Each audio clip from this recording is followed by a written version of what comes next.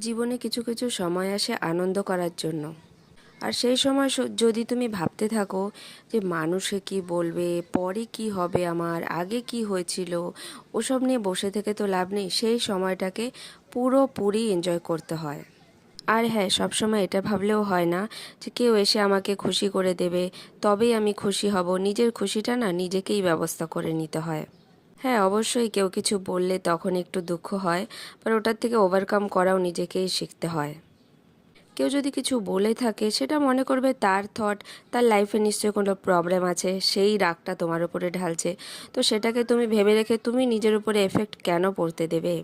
তুমি তোমার লাইফ কিভাবে বাঁচবে, কিভাবে এনজয় করবে, সেটা তোমার ব্যাপার, তাই না? এফেক্ট আমাকেও করে, কিন্তু আমি বেশি দিন সেটাকে ভিতরে রাখি না। আগে খুব রাখতাম, আগে খুব মন খারাপ হতো, কিন্তু ম্যাচুরিটি একটা টাইমে ঠিক চলেই আসে মানুষের।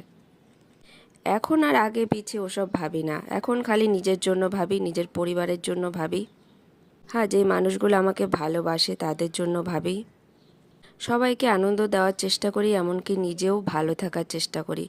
নেগেটিভ মানুষের জন্য ভাবার একটুও সময় নেই আমার লাইফে।